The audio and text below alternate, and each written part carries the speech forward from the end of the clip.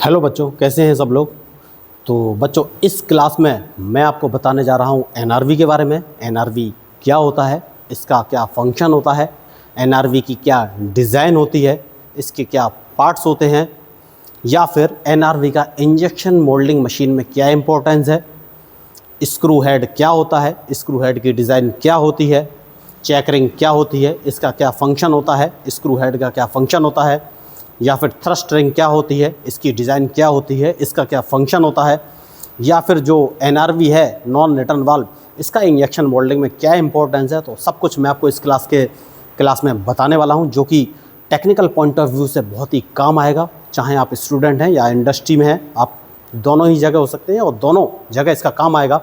सारी मटेरियल कैसे बैरल के अंदर मूव करके स्क्रू हेड के सामने इकट्ठा हो जाता है, इंजेक्शन के समय मोल्ड में कैसे जाता है, या फिर जब स्क्रू बैरल के अंदर फॉरवर्ड मूव करता है तो मटेरियल फुल प्रेशर के साथ मोल्ड में क्यों चला जाता है, लीकेज बैक साइड में क्यों नहीं करता है, या फिर वही स्क्रू जब बैरल में बैकवर्ड मूव करता है तो वो मटेरियल स्क्रू हेड से होते हुए, थ्रस्ट रिंग से होते हुए, चेक रिंग से होते हुए स्क्रू हेड के सामने कैसे आकर इकट्ठा हो जाता है।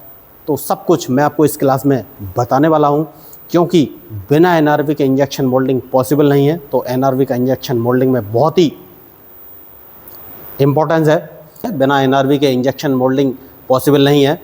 तो जब मैंने पिछली क्लास में इंजेक्शन मोल्डिंग के बारे में बताया था तो कुछ बच्चे पूछ रहे थे कि सर, मटेरियल का लीकेज जब इंजेक्शन बैरल, जब स्क्रू बैरल के अंदर फॉरवर्ड और बैकवर्ड मूव करता है तो मटेरियल का लीकेज क्यों नहीं होता। मतलब कि जब स्क्रू बैरल में बैकवर्ड जाता है तो मटेरियल स्क्रू से होते हुए हेड के सामने जो स्पेस होता है वहाँ पर आ जाता है, इकट्ठा हो जाता है। लेकिन जब स्क्रू फॉरवर्ड मोशन करता है, बैरल में आगे जाता है, तो मटेरियल वापस स्क्रू के पीछे क्यों नहीं जाता।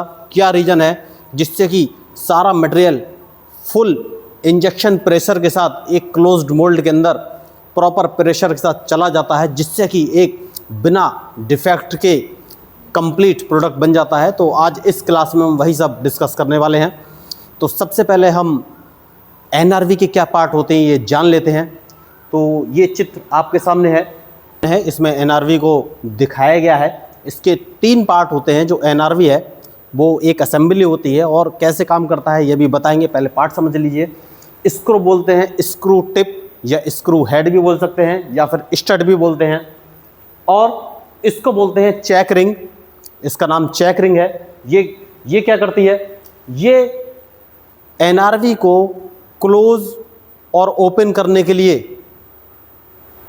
बैकवर्ड और फॉरवर्ड मूव करती है, जिसकी हम डिटेल आगे अभी वीडियो में बताएंगे क्या ऑपरेशन होता है। और इसको थ्रस्ट रिंग बोलते हैं। इसका काम क्या होता है, इसका काम ये होता है जब चेक रिंग इस थ्रस्ट रिंग के पास आकर चिपक जाता है तो प्रॉपर सीलिंग हो जाती है, जिससे कि कोई प्लास्टिक मटेरियल स्क्रू के पीछे ना जा सके। और ये जो स्क्रू ट्रिप है ये स्क्रू को वाल्व से कनेक्ट करती है। तो सबसे पहले हम इसका थोड़ा सा डिज़ाइन जान लेते हैं, जिससे कि हमको पूरी प्रोसेस समझने में आसानी होगी।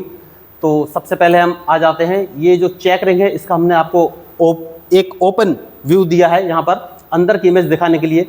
ये देखिए, यहाँ पर जो थ्रस्ट रिंग होती है, इसका जो पार्ट जो कि चेक रिंग से कनेक्ट होने वाला होता है वो एक स्लोप में दिया रहता है डिज़ाइन के अकॉर्डिंग, और वैसा ही स्लोप इस चेक रिंग के अंदर भी होता है, जिससे कि जब ये चेक रिंग इस थ्रस्ट रिंग से आकर मिले या फिक्स हो तो कोई भी गैप ना हो, जिससे कि कोई लीकेज ना हो सके। इसलिए इसका स्लोप दिया जाता है। इसमें भी अंदर स्लोप रहता है। ये थोड़ा सा डिज़ाइन अंदर हम आपको दिखा रहे हैं, अभी डिटेल में भी बताएंगे।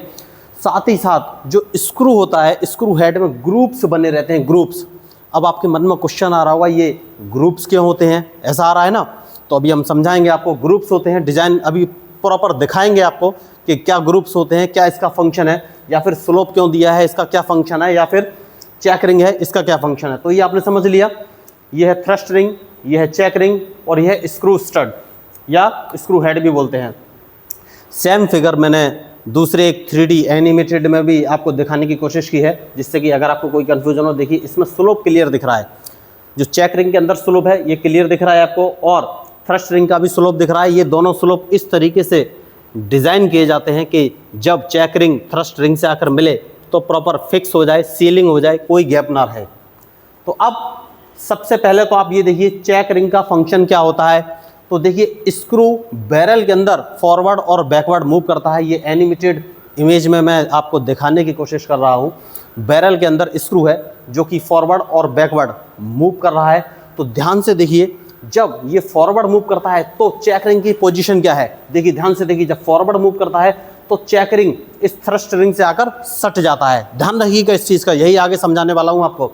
तो सबसे पहले स्क्रू का मोशन, स्क्रू फॉरवर्ड और बैकवर्ड बैरल के अंदर लगातार मूव करता है, और जब फॉरवर्ड जाता है तो चेक रिंग क्या करता है, फॉरवर्ड पे थ्रस्ट रिंग से आकर चिपक जाता है, और जब बैकवर्ड होता है तो चेक रिंग क्या करता है, चेक रिंग स्क्रू हेड से जाकर चिपक जाता है।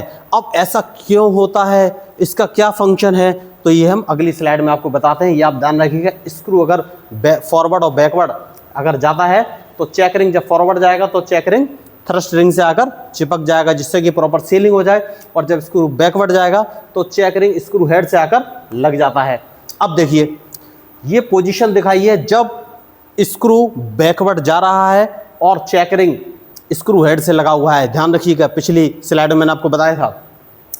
तो स्क्रू के जो ग्रूव होते हैं इस तरीके से डिज़ाइन किए जाते हैं कि जब चेक रिंग इस हेड से आकर लगता है या फिक्स होता है तो यहाँ पर ये देखिए, यहाँ पर होल हो जाता है। तो ये देखिए, जब चेक रिंग हेड से आकर लगता है तो ये जो ग्रूव की वजह से यहाँ पर एक गैप होता है, इस गैप से ही मटेरियल स्क्रू हेड के सामने आकर यहाँ पर इकट्ठा हो जाता है। ये ध्यान रखिएगा। ये कब की कंडीशन है, जब स्क्रू बैकवर्ड जा रहा है, और जब बैकवर्ड जाता है तो पिछली स्लाइड में हमने बताया था जो चेक रिंग है वो कहाँ पर आकर लग जाएगी, हेड पर लग जाएगी, और स्क्रू की जो ये डिज़ाइन है यहाँ पर ग्रूव रहते हैं, ग्रूव, तो उस ग्रूव में ये बीच में गैप रहता है। ये आपको गैप दिख रहा है, यहाँ से मटेरियल आएगा और बाहर आकर कहाँ जमा हो जाएगा, स्क्रू हेड के सामने सारा मटेरियल आता जाएगा और स्क्रू हेड के सामने यहाँ पर जमा होता जाएगा। तो ये कंडीशन होती है जब स्क्रू लगातार बैक हो रहा होता है तो चेक रिंग हेड से आकर फिक्स हो जाती है, और बीच में जो गैप होता है वहाँ से मटेरियल आकर स्क्रू के हेड के सामने इकट्ठा हो जाता है। तो आपको ये क्लियर हुआ। तो अब मटेरियल इकट्ठा हो गया है, अब आगे क्या है, ये देखिए जो पूरा स्क्रू है 3D में आपको दिखाया गया है। ये स्क्रू बैकवर्ड जा रहा है जैसा कि मैंने आपको बताया था, और ये देखिए ग्रूव हैं, स्क्रू लगातार घूम रहा है, लगातार आपको ग्रूव्स दिखाई दे रहे हैं, और ये बैकवर्ड मोशन है, मतलब कि बैरल के अंदर स्क्रू बैकवर्ड जा रहा है। तो कंडीशन क्या रहेगी, चेक रिंग स्क्रू हेड से आकर लग जाएगी, और जैसा कि मैंने बताया था जब चेक रिंग स्क्रू हेड में आकर लग जाएगी तो बीच में जो गैप रहेगा वहाँ से मटेरियल बाहर निकलकर स्क्रू हेड के सामने इकट्ठा हो जाएगा। तो ये कंडीशन ध्यान रखिए, ये कंडीशन स्क्रू बैकवर्ड जा रहा है, चेक रिंग हेड पर आकर लग चुकी है, और मटेरियल ग्रूव्स से बाहर निकलकर स्क्रू हेड के सामने इकट्ठा हो रहा है। ये कंडीशन ठीक है। इसको बोलते हैं during plasticising, that means screw backward motion कर रहा है और मटेरियल पिघलकर बाहर आते हुए, ग्रूव से बाहर आते हुए स्क्रू हेड के सामने जमा हो रहा है। अब आगे क्या होगा, ये देखिए, ये है इंजेक्शन और पैकिंग। तो पिछली क्लास में जैसा कि बच्चे ने पूछा था कि सर जब इंजेक्ट करता है तो मटेरियल वापस क्यों नहीं जाता है, तो यहाँ उसका रीज़न है, जब इंजेक्ट करता है तो ये जो चेक रिंग है, ये देखिए अगर स्क्रू आगे बढ़ा तो चेक रिंग का मैंने आपको क्या बताया था, मोशन क्या होता है, बैकवर्ड जाएगा और थ्रस्ट रिंग से जाकर सट जाएगा, चिपक जाएगा, और यहाँ पर कोई भी गैप नहीं रहेगा। तो जैसे ही स्क्रू आगे बढ़ता है ये चेक रिंग थ्रस्ट रिंग से जाकर चिपक जाता है, और उसके बाद यहाँ पर कोई भी गैप नहीं रहता है, जिससे कि जब इंजेक्शन के समय मटेरियल पर स्क्रू से प्रेशर लगाया जाता है तो कोई भी गैप ना होने के कारण या प्रॉपर सील होने के कारण ये जो मटेरियल है ये बैकवर्ड नहीं जा पाता है, क्योंकि यहाँ पर पूरा सील हो चुका होता है। थ्रस्ट रिंग और चेक रिंग के जो स्लोप पोर्शन दिया गया था वो एक दूसरे से सील हो जाते हैं, जिसकी वजह से जब स्क्रू आगे बढ़ता है तो मटेरियल पीछे नहीं जाता है। तो जो पिछली क्लास में बच्चे ने पूछा था कि सर जब स्क्रू बैरल में आगे आता है तो मटेरियल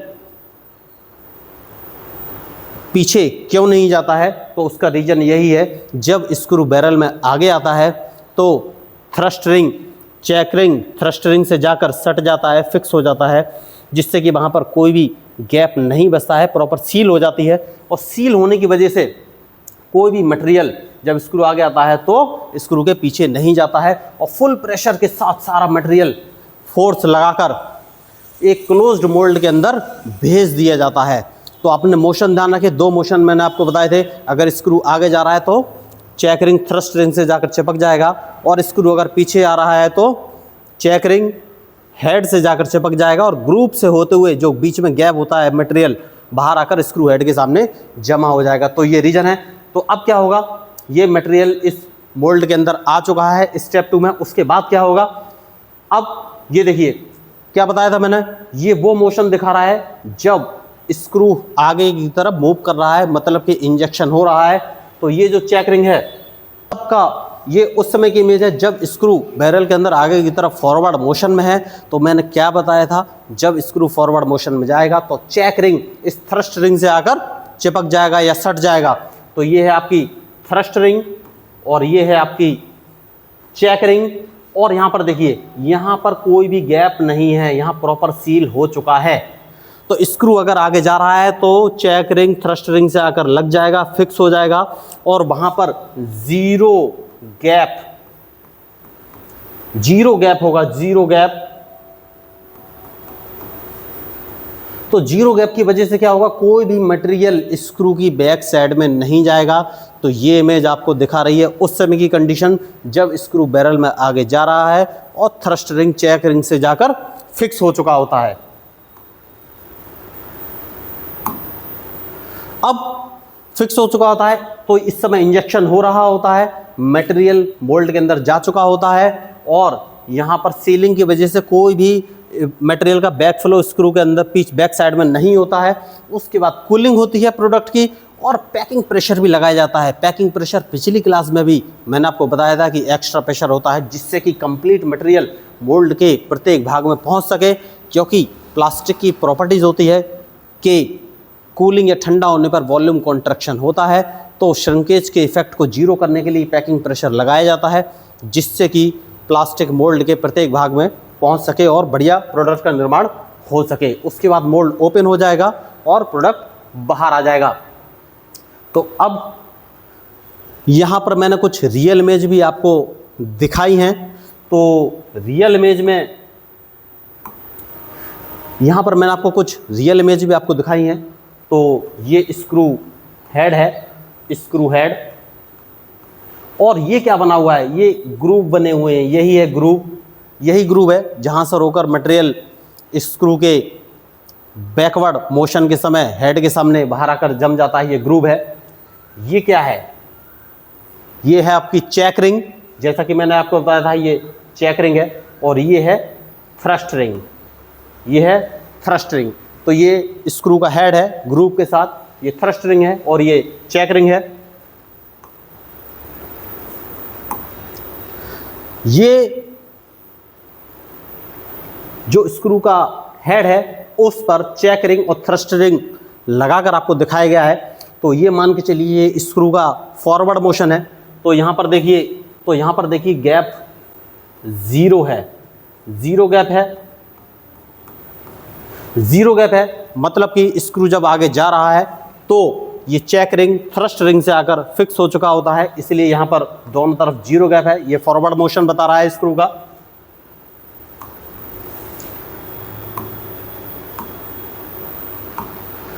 और ये उस समय की इमेज है जब स्क्रू बैकवर्ड जा रहा है बैरल के अंदर, और जैसे ही बैकवर्ड जाएगा, आपको मैंने मूवमेंट के समय बताया था कि चेक रिंग हेड से जाकर चिपक जाएगा। उस समय यहाँ पर देखिए ये गैप आ चुका है, ये गैप है, दोनों साइड में ये गैप है, और इस गैप से ही यहाँ से जो मटेरियल होता है यहाँ से जाकर यहाँ से बाहर आकर स्क्रू हेड के सामने इकट्ठा हो जाता है मटेरियल। सारा प्लास्टिक मटेरियल इस गैप से ही अंदर जाएगा, और गैप से जाने के बाद ग्रुप से होते हुए स्क्रू हेड के सामने इकट्ठा हो जाएगा। ये मैंने आपको रियल इमेज में बताने की कोशिश की है। जिससे कि आपको कंसेप्ट पूरा क्लियर हो जाए। ये क्या चीज़ है? ये मैंने वो व्यू दिखाने की कोशिश की है जब स्क्रू बैरल के अंदर पीछे आ रहा होता है और ग्रूव और चेक रिंग के बीच में गैप बना हुआ होता है। ये इमेज मैंने वर्टिकल व्यू दिखाने की कोशिश की है जब स्क्रू बैरल में बैक साइड बैकवर्ड मूव कर रहा होता है तो चेक रिंग स्क्रू हेड से जाकर चिपक जाता है। उस समय ग्रूव और रिंग के बीच में ये गैप होता है। ये गैप आपको दिखाने की कोशिश की है और जो मोल्टेन प्लास्टिक मटेरियल होता है इसी गैप से अंदर जाकर स्क्रू हेड के सामने इकट्ठा हो जाता है। ये वर्टिकल मैंने व्यू दिखाने की कोशिश की है। मोल्टेन प्लास्टिक मटेरियल इन्हीं गैप से होकर बाहर निकलता है और स्क्रू हेड के सामने जाकर इकट्ठा हो जाता है। और अब मैं आपको कुछ विजुअलाइजेशन और बेटर तरीके से दिखाने के लिए कुछ वीडियो दिखाना चाहता हूं। देखिए ये क्या कंडीशन है जब स्क्रू बैकवर्ड मूव कर रहा है और जैसे ही बैकवर्ड मूव स्क्रू ने स्टार्ट किया, ये जो चेक रिंग है, चेक रिंग स्क्रू हेड से आकर लग जाता है और ये जो आपको गैप दिखाई दे रहा है ये गैप लगातार बढ़ता जाता है और सारा मोल्टेन प्लास्टिक मटेरियल इस गैप से ही अंदर जाता है, चेक रिंग से होते हुए, स्क्रू ग्रुप से होते हुए इस बैरल के अंदर स्क्रू हेड के सामने आकर इकट्ठा हो जाता है। देखिए सारा प्लास्टिक मटेरियल आगे आता जा रहा है। कहाँ से निकल रहा है? इस ग्रुप से। उसके बाद जैसे ही इंजेक्शन स्टार्ट हुआ, ये इंजेक्शन फेज है, जैसे ही इंजेक्शन स्टार्ट हुआ ये गैप यहाँ पर जीरो हो गया। आपने देखा चेक रिंग फर्स्ट रिंग से आकर लग जाता है और गैप जीरो हो जाता है और सारा molten plastic material full injection pressure के साथ क्लोज्ड मोल्ड के अंदर चला जाता है। देखिए यहाँ पर गैप जीरो है। थोड़ा सा वीडियो में आपको क्लियरली दिखा देता हूँ। देखिए स्क्रू आगे जा रहा है, गैप जीरो है, कोई भी molten plastic material back side में नहीं आएगा और सारा molten plastic material full pressure के साथ नोजल से होते हुए क्लोज्ड मोल्ड में चला जाएगा। देखिए उसके बाद जैसे ही स्क्रू फिर बैकवर्ड आता है, देखिए धीरे धीरे ये गैप बढ़ गया है, ये गैप लगातार बढ़ता जा रहा है। देखिए ये गैप बढ़ गया, ये गैप बढ़ गया, बढ़ता जा रहा है गैप और मटेरियल आगे आता जा रहा है। और जैसे ही मटेरियल आगे आता जाएगा उसके बाद इंजेक्शन के समय गैप जीरो हो जाएगा और सारा मटेरियल फुल प्रेशर के साथ क्लोज्ड मोल्ड के अंदर नोजल से होते हुए चला जाएगा। और ये ड्राइव साइड में स्क्रू का मूवमेंट दिखाया गया है। ये स्क्रू का ड्राइव साइड एंड है, स्क्रू अभी बैकवर्ड आ रहा है और उसके बाद स्क्रू फॉरवर्ड जाएगा। ये अभी बैकवर्ड आ रहा है, प्री डिटरमाइंड जो उसका पोजीशन रहता है वहाँ तक जाएगा और उसके बाद स्क्रू आगे जाएगा। तो यही स्क्रू की बैकवर्ड और फॉरवर्ड पोजीशन होती है जो कि मैंने आपको इस वीडियो के से समझाने की कोशिश की है। मैं एक वीडियो और दिखाना चाहूँगा आपको। तो इस वीडियो में भी देखिए, ये मैंने आपको जो ग्रीन कलर में दिखा रहा हूँ ये चेक रिंग है, ये थ्रस्ट रिंग है, ये स्क्रू हेड है और ये ड्यूरिंग प्लास्टिसाइजिंग स्टेप है। दैट मीन्स स्क्रू बैकवर्ड में जा रहा है। तो अगर स्क्रू बैकवर्ड में जा रहा है तो देखिए जो चेक रिंग है स्क्रू हेड से आकर लग चुका है और सारा मटेरियल इस ग्रुप से होते हुए स्क्रू हेड के सामने इकट्ठा हो रहा है। देखिए सारा मटेरियल इस ग्रुप से होते हुए स्क्रू हेड के सामने इकट्ठा हो रहा है। उसके बाद स्क्रू स्टॉप हो जाएगा, स्क्रू स्टॉप हो जाएगा। अभी तक मटेरियल जा रहा था, अब इंजेक्शन फेज स्टार्ट होगा। तो मैंने रेड कलर में चेक रिंग दिखाने की कोशिश की है। ये रेड कलर में चेक रिंग फर्स्ट रिंग से आकर लग चुकी है। यहाँ पर जीरो गैप है, कोई गैप नहीं है। उसके बाद क्या होगा, स्क्रू आगे की तरफ मूव करेगा और सारा जो मोल्टेन प्लास्टिक है ये क्लोज्ड मोल्ड के अंदर चला जाएगा। स्क्रू का फॉरवर्ड मोशन दिखाया जा रहा है। यहाँ पर गैप जीरो है। इस समय कोई भी मोल्टेन प्लास्टिक बैकवर्ड नहीं जाएगा। सारा मोल्टेन प्लास्टिक फुल प्रेशर के साथ नोजल से होते हुए उस क्लोज्ड मोल्ड के अंदर ही जाएगा। ये आपको विजुलाइज अच्छा कराने के लिए इस इमेज के माध्यम से मैं बता रहा हूँ स्क्रू का बैकवर्ड और फॉरवर्ड मोशन और चेक रिंग की कंडीशन, जिससे कि सारा मोल्टेन प्लास्टिक बिना लीकेज हुए क्लोज्ड मोल्ड के अंदर कैसे चला जाता है और स्क्रू के बैकवर्ड मोशन के समय मोल्टेन प्लास्टिक स्क्रू हेड के सामने कैसे जाकर इकट्ठा हो जाता है। ये देखिए बैकवर्ड आ रहा है तो सारा मोल्टेन प्लास्टिक स्क्रू हेड के सामने इकट्ठा हो चुका है दोबारा। तो इस क्लास में मैंने 3D एनिमेशन, इमेजेस और वीडियो से आपको स्क्रू के अंदर चेक रिंग कैसे ऑपरेट करता है, चेक रिंग की डिज़ाइन क्या होती है, स्क्रू हेड की डिज़ाइन क्या होती है, या थ्रस्ट रिंग क्या होती है, क्या ऑपरेशन होता है, कैसे सीलिंग होती है, कैसे गैप जीरो हो जाता है, और कैसे मटेरियल स्क्रू के फॉरवर्ड मोशन के समय मटेरियल बैरल में पीछे की तरफ नहीं आता है और सारा फुल्ली प्रेशर के साथ मोल्ड में चला जाता है, और कैसे जब स्क्रू बैक होता है तो सारा मटेरियल स्क्रू हेड के सामने कैसे जाता है। तो सब कुछ मैंने समझाने की कोशिश की है। फिर भी अगर आपको कोई कन्फ्यूज़न हो तो आप कमेंट सेक्शन में मुझसे क्वेश्चन कर सकते हैं, आपको जवाब देने की पूरी कोशिश करूँगा। और जो टेक्निकल फील्ड में जो लोग अभी अभी ज्वाइन हुए हैं वो इस वीडियो के माध्यम से मशीनरी के अंदर जो पार्ट्स होते हैं कैसे ऑपरेट करते हैं उनका कंसेप्ट बहुत ही क्लियर हो जाएगा। तो मैं लोगों को कुछ नया इंडस्ट्रियल पॉइंट ऑफ व्यू से बताने की कोशिश करता हूं, क्योंकि मेरा 12 ईयर का इंडस्ट्रियल एक्सपीरियंस है और मैंने बहुत सारी कंपनीज जैसे कि जामनगर रिफाइनरी, आदित्य बिरला ग्रुप या फिर GFL में काम किया हुआ है। और मैं चाहता हूं कि प्रोफेशनली जो एक्सपीरियंस है लोगों को पहुंचा सकूं, उनका एक्सपोज़र हो सके, जो कि डिप्लोमा या बीटेक के स्टूडेंट हैं उनका इंडस्ट्रियल एक्सपोज़र हो सके, उनकी नॉलेज बढ़ सके, या फिर इंडस्ट्री में कैसे ग्रोथ करना है यह भी वो जान सकें। तो उनके लिए मैं नेक्स्ट क्लासेस में कुछ ना कुछ नॉलेज या इंडस्ट्रियल एक्सपोज़र या फिर जॉब कैसे ग्रैब करना है, कैच करना है, सब कुछ बताऊँगा, गाइड करने की कोशिश करूँगा। तो अगर आपको कोई कन्फ्यूज़न है NRV जिसको नॉन रिटर्न वाल्व कहते हैं तो आप कमेंट सेक्शन में मुझसे पूछ सकते हैं। Thank you.